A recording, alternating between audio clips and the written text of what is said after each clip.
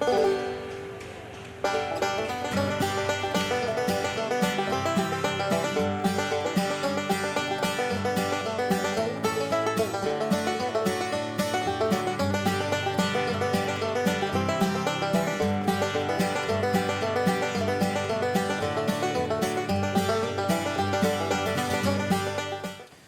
this is our clutch lever, which moves the clutch in and out, which it being engaged will drive the gears, which will drive the wheels to go forward and backwards. So right there, it's not engaged. This is going to be our gear shifter forward and backwards. And over here, this is our steam throttle. It brings steam into the piston.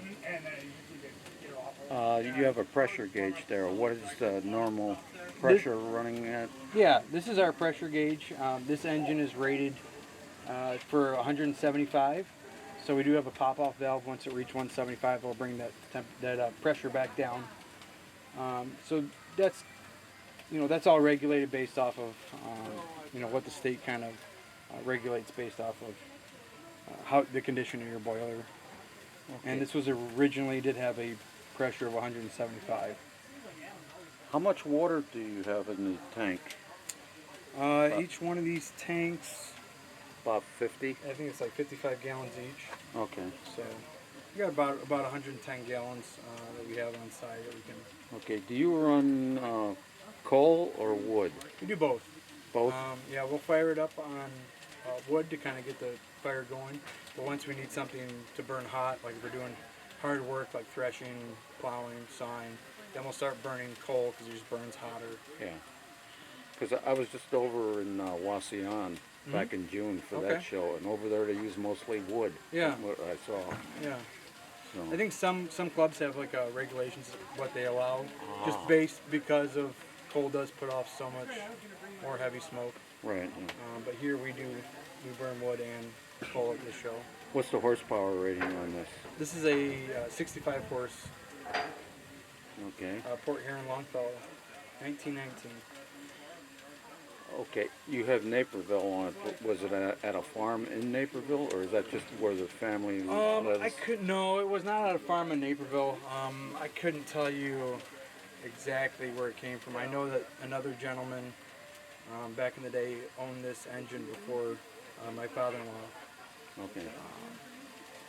Before he bought it. What's this valve here for? This is our blower valve. This will run the blower so we can add more oxygen to our fire to burn a little bit hotter. Oh, okay. So it just gets your pressure up a little bit quicker. And that's the blower valve. And this lever down here? This is for our petcocks. And when those petcocks are open, it kind of decreases the pressure in that cylinder, so it's easier for it to turn over. Also, there's also there's a lot of moisture buildup, so we pull those open to get the moisture out. I've got to go to a meeting right now. Oh, okay. Yeah. No, sorry about that. That's quite all right. Thank you. Yep, you're welcome.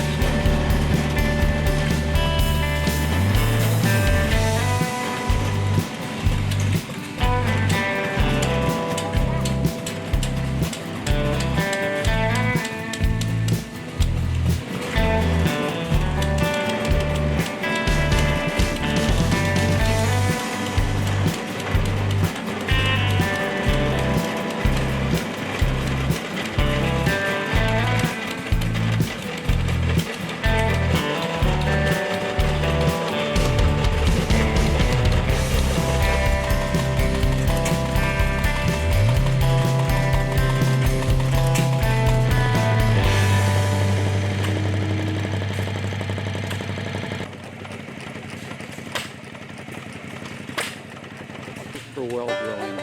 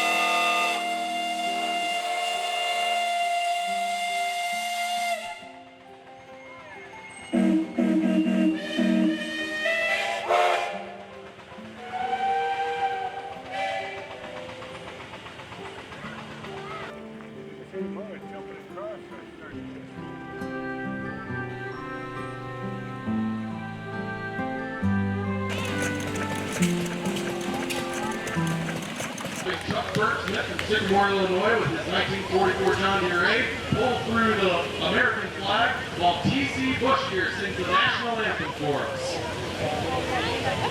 Oh, can you see by the dawn's early light what so proudly we hailed at the twilight's last gleaming, whose broad stripes and bright stars through the perilous sky, for the breath that we watched were so gallantly streaming, and the rockets wrecked the bombs burst in air, came through the night, that our flag was still there.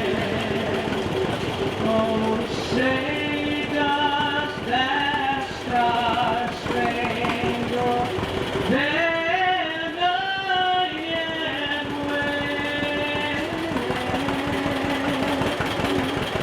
for the land of the free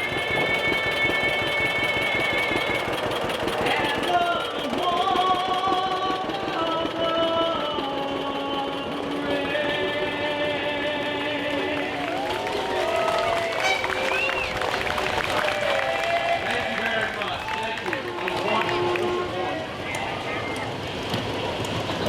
Deere, we have John Day. This was one of the first tractors that John Deere ever made, though not very mass-produced. Up in the early 1900s, John Deere was mainly just making plows. And then they thought, well, you know, the tractor market is booming, we should try to put something together of our own. So in 1919, a board member of John Deere named John Day was told to go make himself a tractor. And that's what he did. He made this three-wheel John Day. And the thing was that it was inexpensive. It came in at $1,700, which at the time was very expensive considering you could get a furnace in for about $700. So, ended up John Deere, that idea was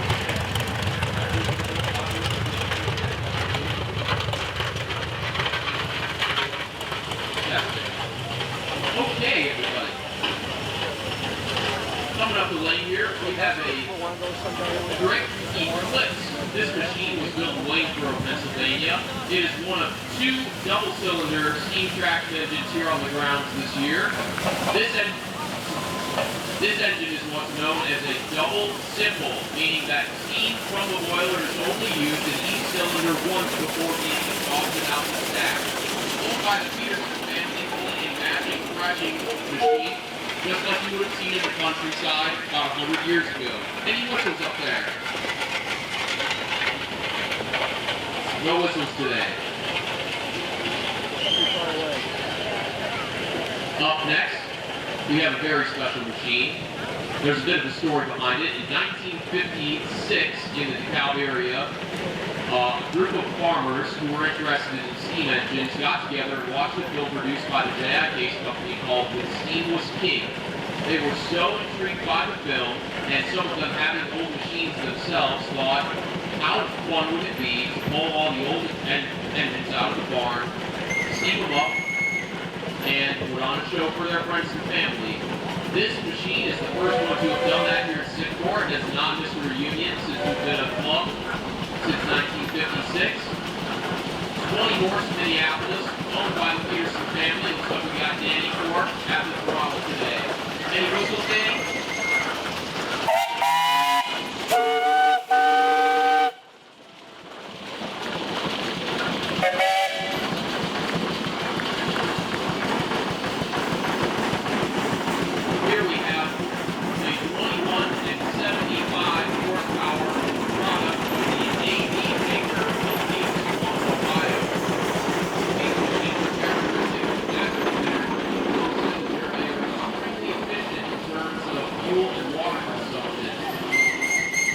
Again, owned by the Peterson family, Hampshire, Illinois. So Liam, back in the day, what was the kind of work that you would expect to see most steam engines doing? Well, we have a couple of examples of the types of machinery that these engines were intended to drive around the grounds, including a sawmill, which is right behind the grandstands, where they make lumber for all types of construction. We also have thrashing machines separating grain for use in flour and food production. We also will be doing plowing demonstrations later on this weekend, turning the prairie over just like they did 100 years ago. Up next, we have a 1921 18-horse Advance Rumley Universal Traction Engine. This machine's owned by the Walsh family, LA, Wisconsin. Looks like we got John at the throttle today. Yep. The Advance Rumley Company was the second most prolific manufacturer of traction engines during the age of steam. They have a very standardized and easy to maintain design, very similar to what you might find on a Case traction engine. And there's a lot of argument back and forth of which did it better, Case or Advance Rumley. Any whistles today, John?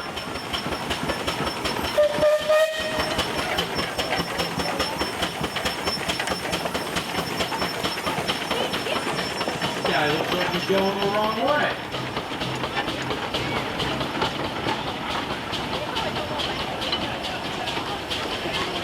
Next up in line, we have the first of 3 19 and 65 horsepower Ford Huron traction engines. This machine is special for a number of reasons. I'm going to have you pause for a second, Jack, and we'll see if the microphone works. I'm going to hop over there.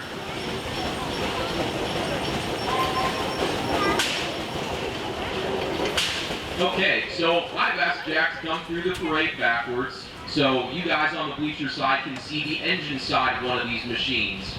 Notice that there's only one crank, but there's two cylinders. How does that work? This is what's known as a tandem compound engine. Compounding is what we refer to as steam being used twice. So what happens is, since the force of an engine in a small cylinder at high pressure is equal in force to a low pressure in a larger cylinder, you get twice the efficiency and out of the same batch of steam. So steam leaves the boiler, does the first batch of work in the small cylinder, is exhausted into the larger one, does the second batch of work, and then is exhausted out of the stack. That would help your farmers' fuel bill back in the days when it was important to not burn more coal than you had to. So we got Jack Stuffle at the throttle there today. It looks like Eric Sullivan is accompanying him. Any whistles, Jack? All right, thank you. This machine is from 1913. It is owned by Tom Runty of Maple Park, Illinois. I mentioned a moment ago that the Advanced Rumley Company was probably the second most prolific manufacturer of traction engines during the age of steam, but pace was king. They built somewhere in the neighborhood of 35,000 machines from about 1870 to 1930. That was roughly the time when steam was predominantly the main power source on the American farm. This is a 50-horse case. This is a good mid-size of the offerings you can get from the Case Company. Owned by the Druin family out of Longfellow, Illinois. Got the whole family up there. Looks like Austin's at the throttle, Grace is steering. Any whistles?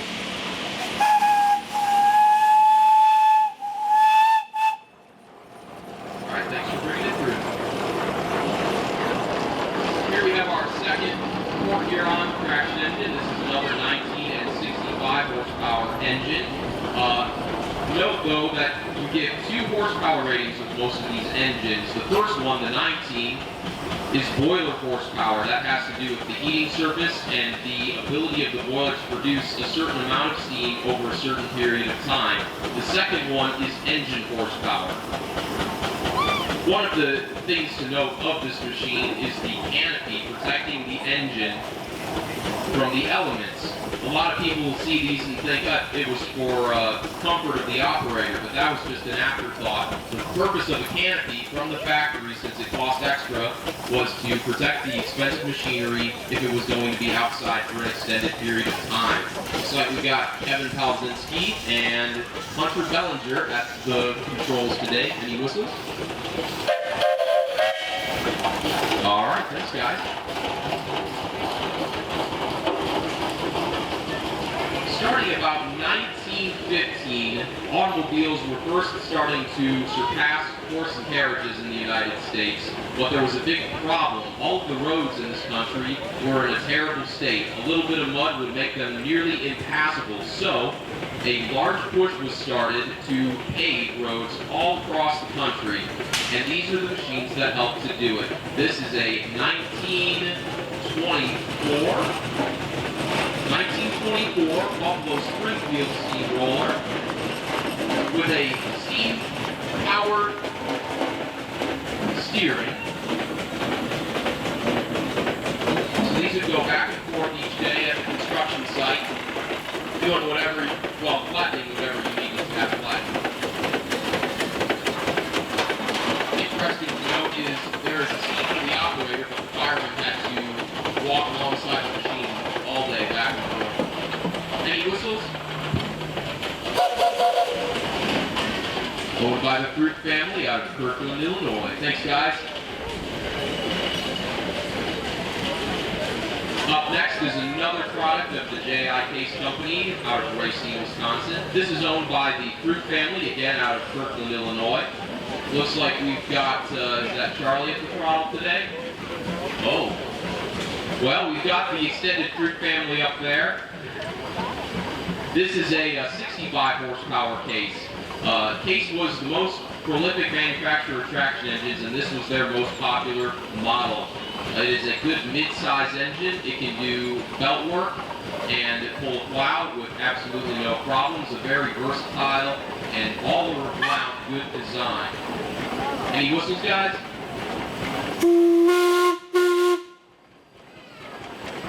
Any more? All right, thanks, guys. Here we have the last of our 3 Port Huron 19 and 16 horsepower traction engines. These were branded as Longfellow machines because of their abnormally long and slender boiler barrel. Another unique feature about the Port Huron line are the rear wheels. Note that unlike some of the rear wheels of other engines you've seen, that to have lugs bolted onto the wheels, these lugs are cast into the wheel themselves. This was marketed by Port Huron to be a self-cleaning design that would never get clogged with mud. This machine is from 1919. It was owned by the Gould family out of Naperville, Illinois. Looks like we got Joe Perillo at the throttle today with his family on a matching water tender wagon behind him. These would be used to vary fuel and water to the engine if it was doing stationary work in a remote location so you can keep going. Because if your engine isn't running, you're not making any money. Any whistles, guys? All right, thank you.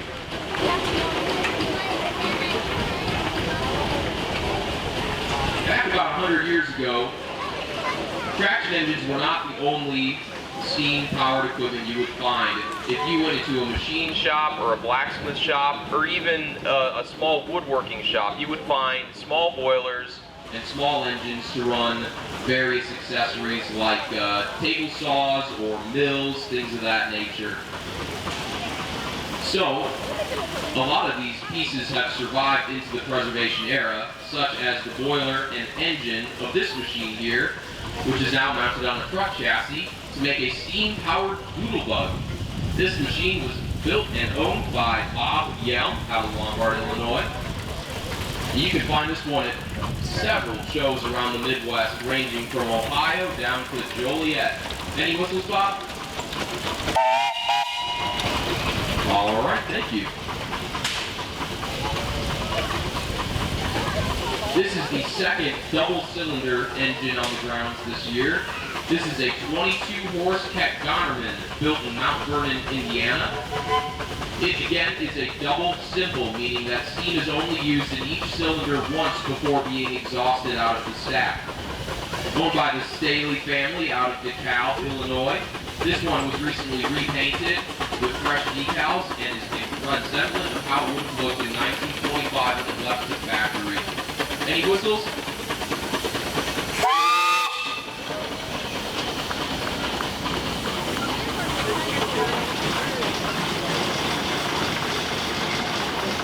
Here we have a 24-horse Minneapolis traction engine. This is owned by the Lucas family out of West Chicago, Illinois. One characteristic of Minneapolis engines is the large head tank in front of the smokestack. That is for added water capacity when you are out running in a remote location. The more water you are able to carry, the water you can run without having to be Any whistles, guys? Any more? That's it for today. Thanks, guys. Up next, we have a 40-horse Case steam traction engine. This is owned by the Hubbard family out of Shawnee, Illinois. And this is a little bit on the smaller side. So you saw the mid-size 50 Case, you saw the very popular 65, and this one is just a bit smaller, the 40 horse. You would have found an engine like this most commonly doing belt work, like running a sawmill or a threshing machine. Looks like we have Reese Baker at the throttle today, Dave Stevens steering. Any whistles? All right, thanks guys.